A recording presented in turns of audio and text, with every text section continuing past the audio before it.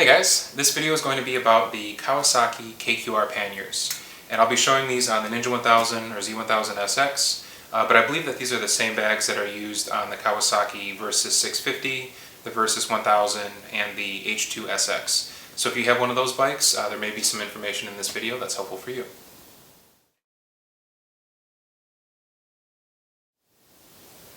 This video is going to be a close look and review of these Kawasaki saddlebags. I have another video showing the full assembly of these bags, so building them up from all the included components, as well as how to set up the lock cores, and that's the Kawasaki one key system. And basically you can set up the lock cores to work with your ignition key so that it's one key that operates the bike as well as the saddlebags. So there'll be a link to that video up in the corner as well as down in the description. I plan on doing a full review on this bike, and in that I'll touch on the saddlebags, but I thought the bags kind of merit their own review, and there's a few reasons for that. The first one is the cost. They're very expensive. In the US, about $1,200, which represents about 10% of the cost of the whole motorcycle. So it's a big investment if you're looking to get the saddlebags, so I think it's worth kind of carefully evaluating the details and the functionality of the bags. The other big reason is that I think they define the touring component of the sport touring nature of this bike. Without the saddlebags, the Ninja 1000 Z1000SX is a comfortable, versatile, sporty bike, but it's not really a tourer until you can actually bring some stuff with you. So when I was looking at other bikes on the market, I was looking for something in the sport touring category. It was the availability of these bags that kind of set this bike apart from a lot of its competitors, which were just sporty bikes. So, had it not been for these bags, I wouldn't have bought this bike. So if you find yourself in the same position, looking either at purchasing the Ninja 1000, or maybe you already have this bike and you're thinking about whether or not it's worth getting the bags, hopefully this video will shed some light on that. So first we'll start by talking a little bit about the bags. Although they're Kawasaki branded, they're actually made by GV. GV is an Italian motorcycle accessory manufacturer, and they make luggage and other accessories. So they're a company that knows what they're doing, and they make quality stuff. Each bag is 28 liters, so you have a total of 56 liters of storage, which I think is a good amount of space for sport touring. If you're doing something like adventure touring, and you're bringing more equipment with you, you might need a little bit more capacity. But for sport touring, where you're staying in hotels and maybe doing a little bit of mixed camping, I think that there's a good amount of space in here. When you are bringing camping gear, it can be a little bit tight, so you need to have the right stuff to make sure that it all fits. And if you're interested, I have a link up in the corner and down in the description showing how I pack the bags for a trip where we're doing a combination of camping and staying in hotels. In terms of the shape, both bags are symmetrical, so same shape and dimensions on both sides, and there's no cutouts for the exhaust. The bottoms of the bags sit above the top of the exhaust. And one thing that I really like is that they are large enough to even fit my full-face helmet. And I have a big head, so I wear a 2XL helmet, and even with the Bluetooth module mounted on the helmet, I'm able to fit the helmet into the bag. Alright, my dog wanted to join for this next section where we talk about the width of the bags. So the bags are about 37 inches wide, and compared to the front of the bike, the mirrors are about 38 inches wide. So if you're somebody who lane splits, basically you just need to worry about the front of the bike, because if the mirrors are narrow enough to clear, then the bags are going to be narrow enough to clear. In terms of weight, they weigh about 8 pounds, 12 ounces each, and that's just under 4 kilograms. So your total weight, you're looking at about 8 kilograms added to the bike when you put the bags on. Yeah. Some other details about these bags. They are waterproof, which I think is a huge advantage. Unfortunately, I've tested and confirmed it. Spent some time in heavy rain on the highway, and not a drop of water got inside. So I'm pretty comfortable with the waterproofing of these bags. I also mentioned that they lock. They use the Kawasaki one key system. So there's just a single locking mechanism, or single lock on the bike, and it controls both the lock that secures the bag to the bike, as well as the lock to actually get into the bags. One little detail is that you can't take the key out unless both of those locks are locked. So if you park somewhere and you go in for lunch, you don't need to worry about whether or not you remember to lock your bags, because if you have your key with you, then the bags are locked. The only downside to that, and this is a pretty minor thing, is that because the bags are always locked, anytime you want to get into them, you need to use the key. So not a huge deal. On my bike, you can see that this upper panel, as well as this little strip down here, are color matched, and that's the way it is for most colors of the Ninja 1000.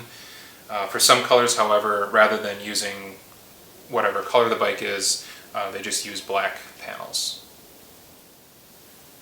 Alright, this next set of items is actually going to depend on what market you're in when you're buying these bags. So here in North America, these saddlebags come with a reflector on the side that looks like this, as well as a heat shield on the bottom. And based on the materials that came with the bags, it looks like it just depends on what market you're in, whether or not you get the heat shield, and whether or not you get this side reflector. Now, I thought the side reflector is really ugly. The round shape doesn't fit with any of the lines on the bike or the lines on the bag. And the way they attach it, it's stuck on with a very strong adhesive.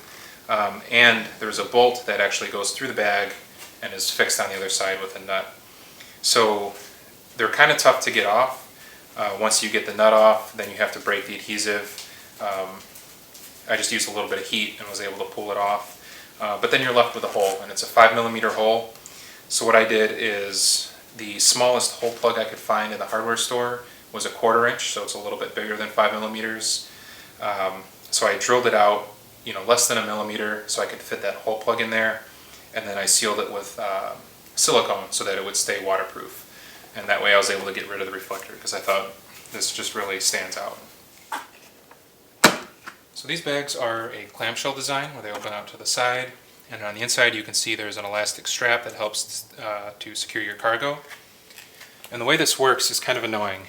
You have this square on one side and then this slot on the other, and so when you grab these you kind of have to figure out which is the front, so that you get them locked together the right way, slide the square in through the slot, and then pull it back.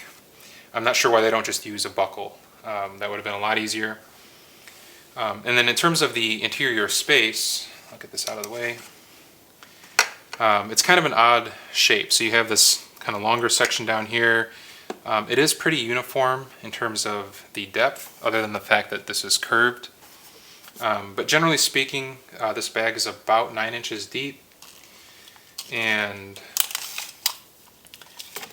the bottom of the bag is about 14 inches long. The top is about 13 inches long. This middle section, where it's probably the narrowest, I guess that's about 13 to 14 inches long. And one of the things that I was focused on when I got these bags was how short of a tent pole did I need to be able to fit in here. And I think I came to the conclusion that it was about 16 inches, or about 15 inches if you lay it across diagonally on the bottom. If you put something in the back, yeah, you could get about 16 inches. So I'd say the longest thing that you can fit in here will be between about 15 and 16 inches. So one of the big issues with these bags is actually due to the clamshell design, and that's that they are pretty difficult to pack. As I mentioned, you have a little bit more than half your space on the inside of the bag, and then you also have this extra capacity in the front of the bag. This is difficult because there's really no good way to pack both of these so that you're filling up both halves and then you can close it. And it's also difficult to pack this so that stuff sticks out just right so that you can shut this and you're maximizing your use of space. The other issue is that when the bike is on the kickstand, the bag that's on the left side, so on the kickstand side, is angled down. And so when you're trying to load stuff into that bag, everything just wants to fall out. Another issue is that these bags don't stay open if you lay them flat. So if you were to lay the bag down on this side and just try to open this top, it only opens this far, so it'll just fall back down on itself. I found if you prop it up just right on a pillow, get it at just the right angle, you can have it kind of open like a book and try to pack both sides. But that's also kind of a pain. So what I ended up doing was getting these Kawasaki liner bags, and they're shaped to fit in these. Gotta use this annoying elastic thing again.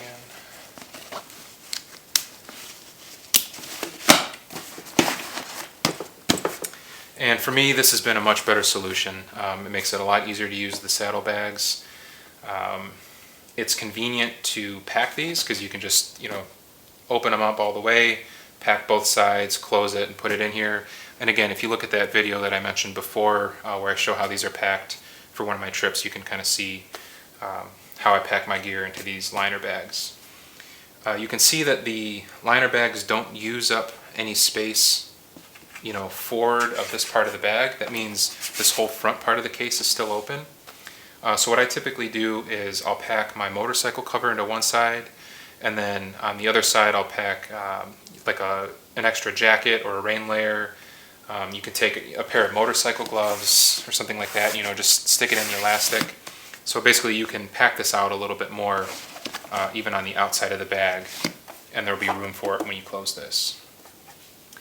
The only really downsides to these liner bags is they're expensive. They're another $140, so you're already spending like $1,200 on the saddlebags, and then another $140 just to be able to effectively pack them. And then the other minor complaint I have is that you do lose a little bit of space. When you're packing this, it doesn't fill all the nooks and crannies of the bag very well, and like I mentioned, you do have this front portion of the case that goes unused unless you pack this separately. So I feel like you do give up a little bit of capacity by using these, but for me it's a worthwhile trade-off. I'm able to fit everything I need in here. And then the other thing I really like is the convenience of being able to just take the liner bag out and then take that up to the hotel room or into the tent, rather than having to pull these saddlebags off. It's easier, you're carrying less weight, you're not carrying the extra 17 pounds or so of the extra weight of these saddlebags, and then you don't have to risk dinging them up as you carry them up a stairwell or something. So I definitely recommend getting these liner bags. One issue though that I did notice that you need to watch out for is that if you overstuff these bags, or like if this strap is sticking out like this, then the bag can't close properly, and the plastic isn't really, it feels really solid, but it doesn't take much. Just like a strap like this or something that sticks out a little bit too far, and when you shut this, you'll see that you can get it latched up here, but that the bag is not actually closing properly. And the issue there is that if the bag isn't sealed up properly, then you're going to lose the waterproof seal, because there's a rubber gasket that runs all along this inside edge, and so if it's not pressed tightly up against the border, it's not going to be waterproof.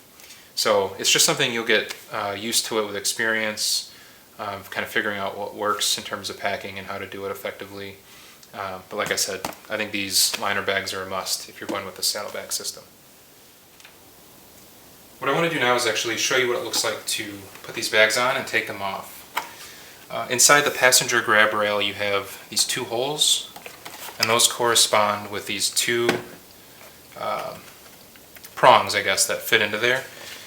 And so they slide in like this, and then you press forward, and once it's all the way forward, you push this mechanism down, and that locks it to the bike. So now when you take the key out, this is locked and you can't remove it from the bike. You also can't open the latch. With the key in and unlocked, now this latch opens, and you can pull this up, and then to take the bag off, you have to give it a good yank backwards, and then it takes some wiggling, and then these come out.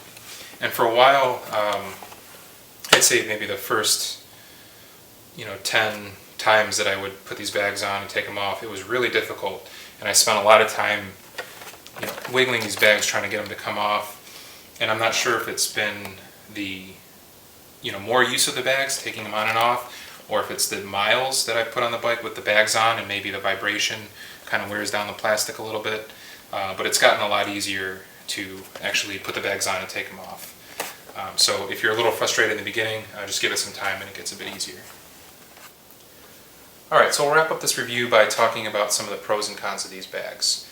We'll start with the cons. And the first one is the price. They're very expensive, especially relative to the cost of the bike. Like I mentioned, 10% of the cost of the bike just for the saddlebags, another $140 to add the liner bags, and I feel like these are kind of a necessity because of the other con, which is the clamshell design makes these a little bit harder to pack.